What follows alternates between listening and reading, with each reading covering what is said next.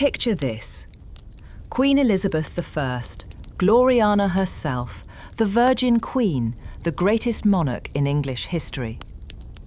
She's standing before you in all her majesty, jewels dripping from every inch of her gown, ropes of pearls wound through her elaborate red wig, her face a perfect porcelain mask of white. Breathtaking, isn't it? Now get closer. Go on, lean in. That's when you smell her. A wave of perfume so strong it makes your eyes water, desperately trying to mask something underneath. Something rotten. You notice her teeth when she smiles, what's left of them anyway. They're black. Actually black, like charcoal. Her breath could knock out a horse at 20 paces. Look at her face more closely. That perfect white makeup. It's cracking, revealing grey, damaged skin underneath. It's so thick you could scrape it off with a butter knife, and you'd probably need to because she's been wearing it for a week straight, layering more on top every morning. The wig? It's hiding the fact that she's almost completely bald. The perfume? It's attempting, unsuccessfully, to cover the fact that she hasn't had a proper bath in months. Welcome to the reality of Elizabeth I's hygiene, or rather, her complete and utter lack thereof. Tonight, we're going to peel back the layers of propaganda, portraiture and perfume to reveal the truth about one of history's most iconic monarchs. We're going to talk about makeup that literally eats your face off, teeth rotting in your skull, hair falling out in clumps, and bathing practices that would make a medieval peasant go, "Ew, really?" This isn't going to be pretty. But then again, neither was Elizabeth by the end, despite what the portraits would have you believe. So buckle up. We're about to get intimate, uncomfortably intimate, with the personal hygiene of the most powerful woman in 16th century Europe. Let's begin with the thing that started it all, her face. Our story begins in October 1562. Elizabeth is still young, only 29 years old. She's been queen for just 4 years, still unmarried, and her courtiers are absolutely panicking about the succession. If she dies without an heir, England descends into chaos. No pressure. Then Elizabeth gets sick. Really sick. It starts with a violent fever. Within days, she's delirious, thrashing in bed, barely conscious. The doctors examine her and deliver their verdict. Smallpox. Now, smallpox in the 16th century wasn't like chickenpox. It killed about 30% of the people who contracted it. Those who survived were often left blind or with permanent scarring. Deep pits covering their face and body where the pustules had been. Elizabeth survived, but the disease left its mark.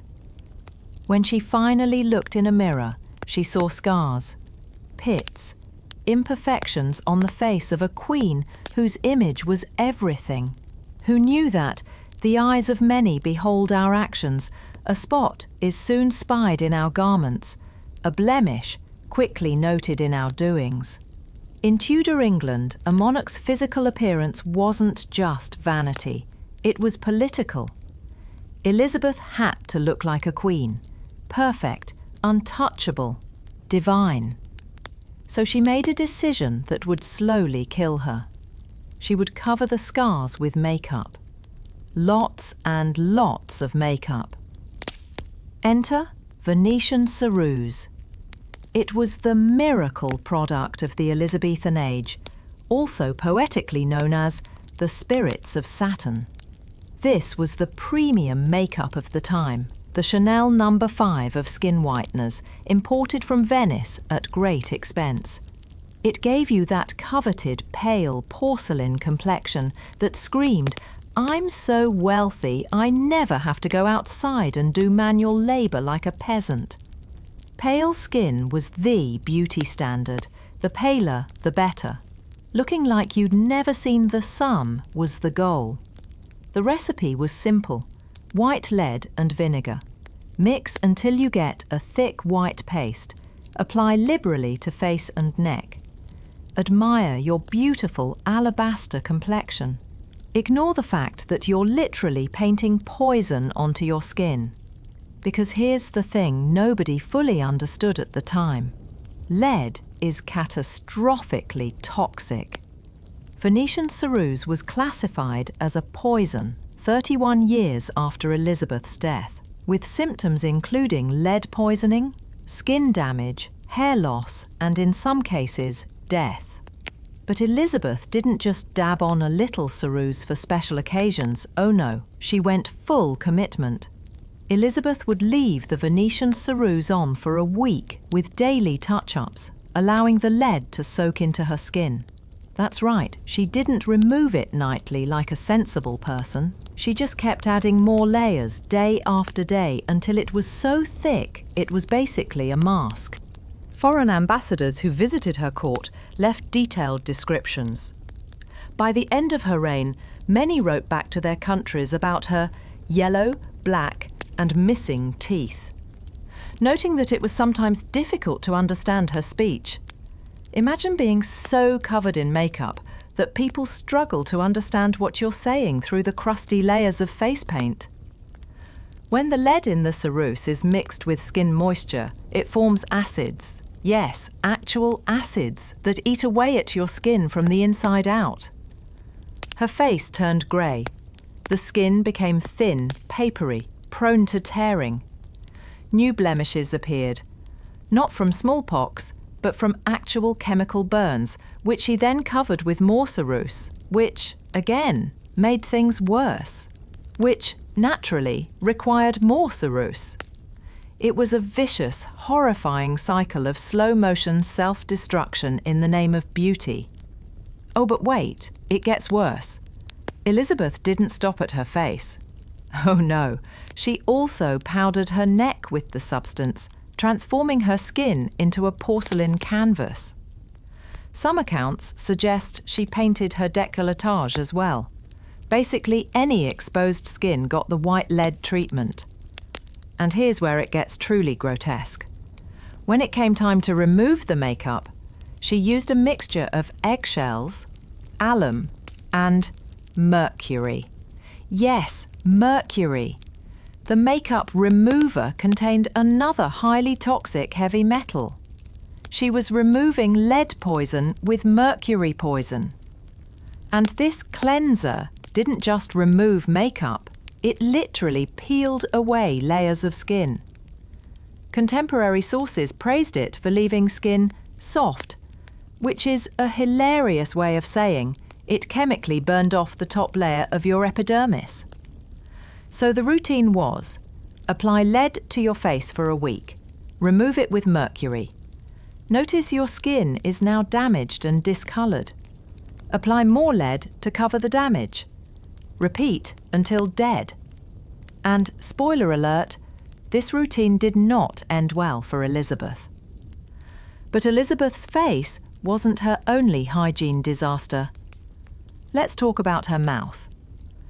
During Elizabeth's reign, sugar was discovered and refined as a commodity that could be applied to just about everything. And Elizabeth absolutely loved it. She consumed sugar in quantities that would horrify a modern dentist. Cakes, candies, sweetmeats. Everything was laden with sugar, and Elizabeth indulged freely. At state banquets, elaborate sugar sculptures were created as centerpieces, castles, animals, entire scenes, and then eaten. Sugar was expensive, you see. Having access to lots of sugar was a status symbol.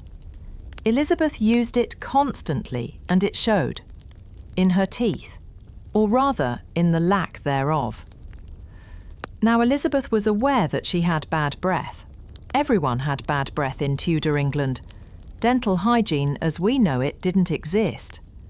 But as Queen, she wanted to do something about it. She invented a method to sweeten one's breath by applying copious amounts of honey and sugar mixed with vinegar to create a paste that she applied to her teeth with her fingers or swabbed on with a cloth. Let's pause to appreciate the logic here. My teeth hurt and my breath smells bad.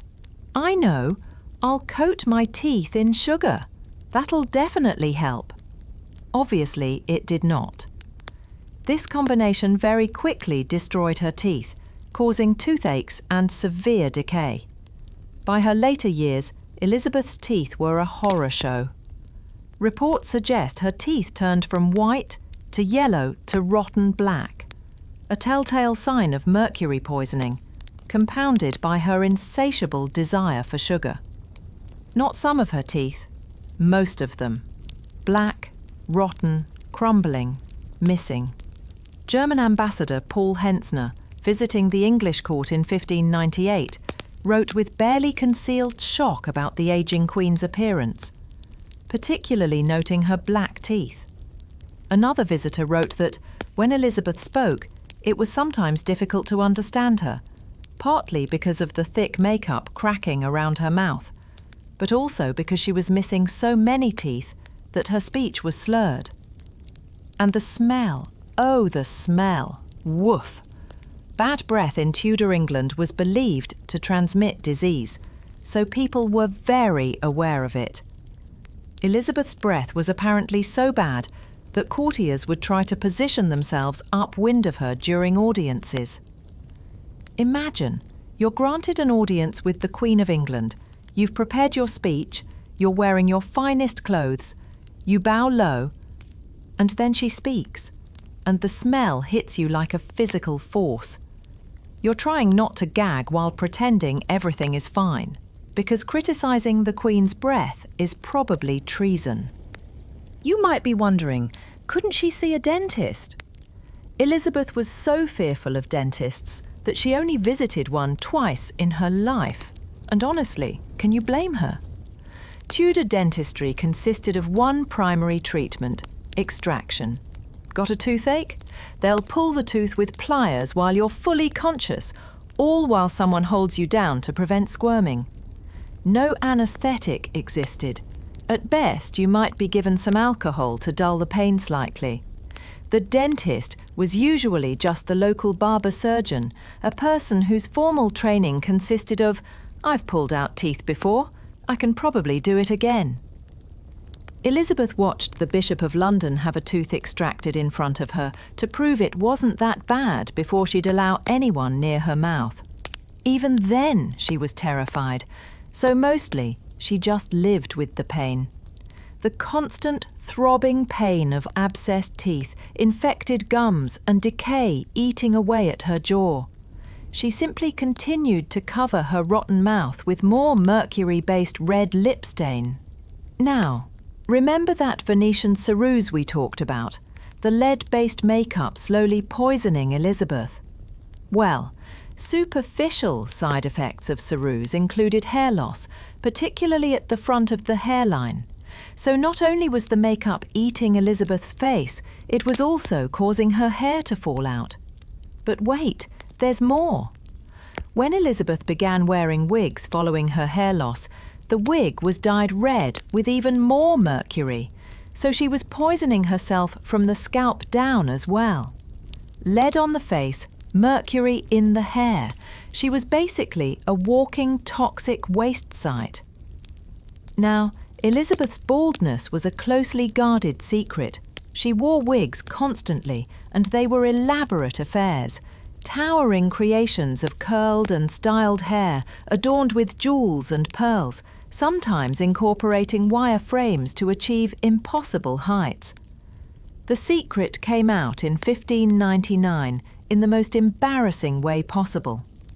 The Earl of Essex, one of Elizabeth's favourites who had seriously fallen out of favour, burst into her private chambers unannounced. She was at her dressing table, without her wig, without her makeup. He saw everything. The bald head, the grey, damaged skin. The real Elizabeth, not the public mask. Essex got quite the shock after walking in on his golem-like queen without her makeup or wig. Not a pretty sight by any stretch of the imagination. Elizabeth was humiliated, furious.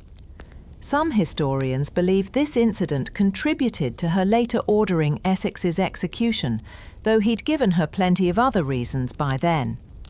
But the damage was done. The Earl had seen the truth. The magnificent red-haired Virgin Queen was actually a bald, grey-faced old woman held together by makeup, wigs, and sheer force of will. After that incident, Elizabeth became even more obsessive about her wigs. She owned dozens of them, each more elaborate than the last. They had to be styled daily by her ladies-in-waiting, who worked with hot irons and pomades to create the elaborate curls and waves. The wigs were heavy. They caused headaches. They made her scalp sweat, which probably didn't help with the mercury absorption situation.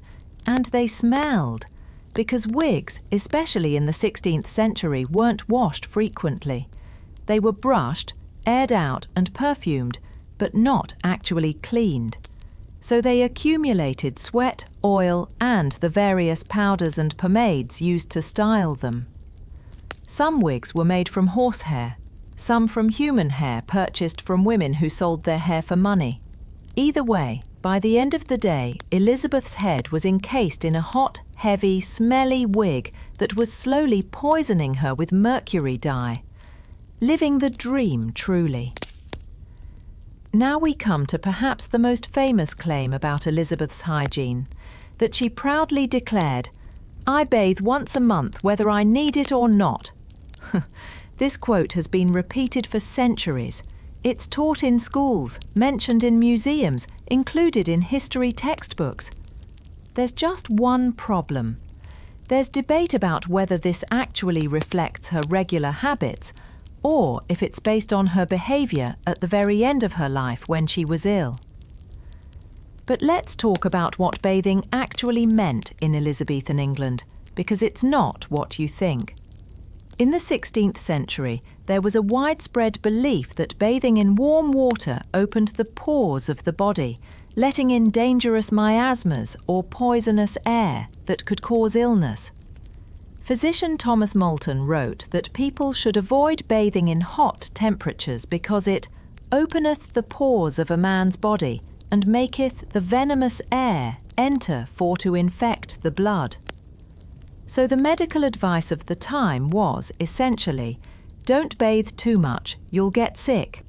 As a result, baths were taken about once every couple of weeks by the wealthy and about 3 times a year for peasants. But, and this is important, not bathing frequently didn't mean that people didn't wash at all. Washing of hands, wrists, face, teeth and feet were done on a daily basis, generally before a meal. So the routine was, wash the visible bits regularly, but avoid full-body immersion baths. Now, Elizabeth's father, Henry VIII, had been obsessed with cleanliness. He'd had elaborate bathrooms installed at Hampton Court, Windsor Castle and Whitehall Palace, complete with sophisticated plumbing that provided both hot and cold running water. Elizabeth had a bathroom at Whitehall Palace that contained not just a large bath, but an elaborate water feature where the water pours from oyster shells and different kinds of rock, with a room next door containing an organ so she could be serenaded while bathing. So she had access to luxury bathing facilities. The question is, did she use them? Clearly, Elizabeth was not exactly the model of good hygiene that her father had been, what with her famously boasting that she only took 1 bath per month and all. Even if we're generous and assume she bathed more frequently than the famous quote suggests, we're still talking about infrequent full-body washing by modern standards. And here's the thing. She was wearing multiple layers of clothing, daily. Heavy woolen velvet gowns, linen undergarments, corsets, farthingales, creating that distinctive Elizabethan silhouette. All of this was absorbing sweat. It was considered unhealthy to wash hair often, so hair was styled with lard and lead powder. Yes, lard, animal fat, in the hair, which wasn't washed frequently. The theory was that clean linen undergarments absorbed dirt and sweat from the body, so constantly changing them was more important than actually bathing. Elizabeth and other wealthy people did change their linen daily, sometimes multiple times a day. But the outer garments? Those were worn for months. They were brushed, aired out and spot cleaned, but never fully washed. So Elizabeth was essentially wearing the same dress for weeks or months at a time, with fresh underwear underneath. Like wearing the same coat every day for a year, but changing your t-shirt daily. Let's be blunt, Elizabeth smelled. Everyone in Tudor England smelled, to be fair, but Elizabeth had some extra factors working against her. Infrequent bathing, heavy clothing worn for extended periods, mercury-laden makeup worn for weeks at a time, a mercury-dyed wig that she wore constantly, rotting teeth and infected gums. Whatever was happening with her hair, or lack thereof, under that wig, due to infrequent bathing, perfumed candles, potpourri and perfume were used to mask offending odours. Elizabeth was known for her love of perfume. She wore it constantly, strong floral and musky scents that announced her presence before she entered a room. This wasn't just vanity, it was necessity. The perfume was desperately trying to cover up the smell of a woman who was slowly decomposing while still alive, thanks to the toxic chemicals she was coating herself in. As Elizabeth aged, the effects of her hygiene practices, or lack thereof, became impossible to hide. Her face, once smooth and pale thanks to the ceruse, became grey and deeply lined. The lead had destroyed her skin's elasticity. It sagged, it wrinkled. More ceruse only made the problem worse, settling into every crease and making them more visible. Elizabeth's beauty was said to have faded badly with time, and by applying mercury makeup to her face daily, she began to experience notable skin deterioration and hair loss, which caused her to use even more makeup because she was so self-conscious. It was a tragic feedback loop. The makeup damaged her appearance, so she used more makeup to cover the damage, which caused more damage, requiring more makeup. Francis Bacon, the philosopher and statesman, wrote that Elizabeth imagined that the people, who are much influenced by externals, would be diverted by the glitter of her jewels from noticing the decay of her personal attractions. Basically, she hoped if her dress was fancy enough, people wouldn't notice her face was falling apart. Symptoms of mercury poisoning include memory loss, irritability, and depression. Conditions Elizabeth reportedly experienced toward the end of her life. By her final years, Elizabeth was increasingly paranoid, bad-tempered and depressed. She refused to have mirrors in her rooms. She couldn't bear to see what she'd become. She also became obsessed with standing, refused to sit down or lie in bed, even when exhausted. Some historians believe she was afraid that if she sat, she might not be able to get up again, that she'd look weak, vulnerable. Despite her poor physical health and signs of deteriorating cognitive ability and delirium, her stubbornness pushed her forward. She refused to rest and stood for hours upon hours, perhaps afraid that she would not rise again if she sat down. Imagine being so sick, so exhausted, so poisoned by your own beauty routine that you can barely function, but you keep standing, keep performing, because sitting down would be admitting defeat. In March 1603, Elizabeth's health collapsed completely. She'd caught a cold that turned into something worse. She refused to see doctors. She refused to go to bed. For days, she stood or sat on cushions on the floor of her chamber, unable or unwilling to lie down. She was a frail, sick, 70-year-old woman who had lived a very stressful and demanding life. And during the last part of her life, she refused to be bathed and washed. She couldn't speak. Reports suggest Elizabeth had completely lost the power of speech, another common side effect of mercury poisoning. Her vocal cords had been damaged by the toxins. Unable to speak, she had to communicate through gestures. When asked about the succession, she allegedly made a circular motion around her head to indicate a crown, pointing toward James of Scotland. On March 24, 1603, Elizabeth finally died. The official cause was never determined. No autopsy was performed. It was thought that Elizabeth I's death may have been caused by chronic lead poisoning and the combined use of other dangerous chemicals present in her cosmetics, such as mercury and arsenic. And here's where it gets truly gothic. There are claims that at her funeral, the Queen's corpse, saturated with chemical vapours, apparently exploded inside its coffin. This account comes from Elizabeth Southwell, one of the Queen's ladies-in-waiting, who claimed that Elizabeth's body was so full of noxious vapours from all the chemicals she'd absorbed over the years that it literally ruptured the lead coffin. Modern historians are sceptical. Southwell converted to Catholicism after Elizabeth's death and may have been spreading anti-Elizabeth propaganda. But it's such a perfectly horrifying end to the story that it's been repeated for centuries. Whether or not it actually happened, it says something that people found it believable. That a body so saturated with lead and mercury might actually explode? Yeah, that tracked. Here's the thing about Elizabeth's hygiene practices. They weren't unusual for her time. The infrequent bathing, the use of lead and mercury in cosmetics, the terrible dental care, these were all completely normal for 16th century nobility. What made Elizabeth's situation special was the extent to which she took it. The thickness of the makeup, the length of time she wore it, the sheer volume of toxic chemicals she exposed herself to over decades. All in the name of maintaining an image. The Virgin Queen, Gloriana, the portrait of perfection.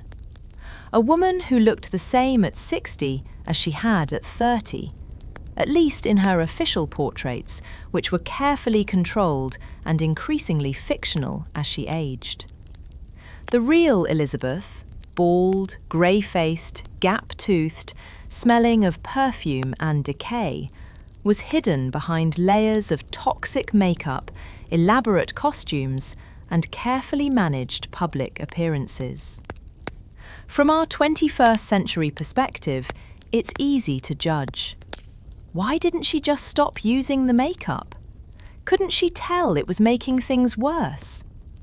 But remember, Elizabeth lived in a world where her physical appearance was directly tied to her political power, where any sign of weakness, and yes, scars and aging counted as weakness, could embolden her enemies.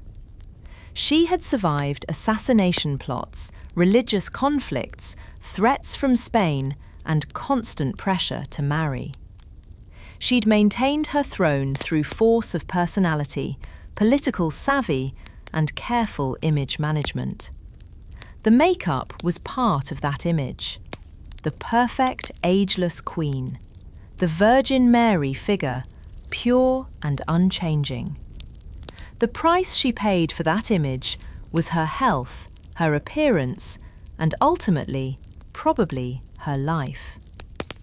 Elizabeth I was one of history's greatest monarchs. She gave England stability, prosperity, and a golden age of culture.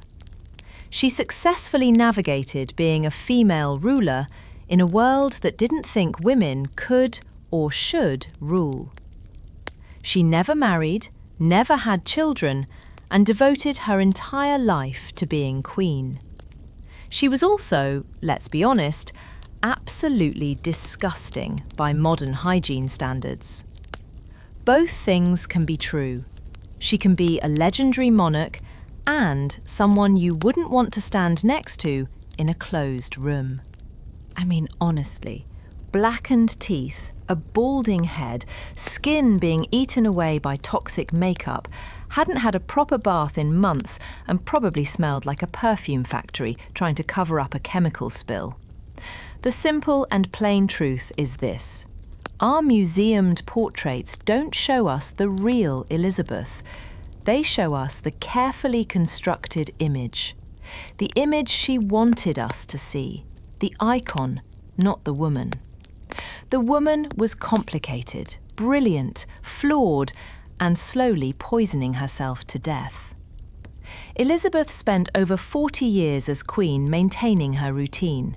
40 years of painting poison on her face.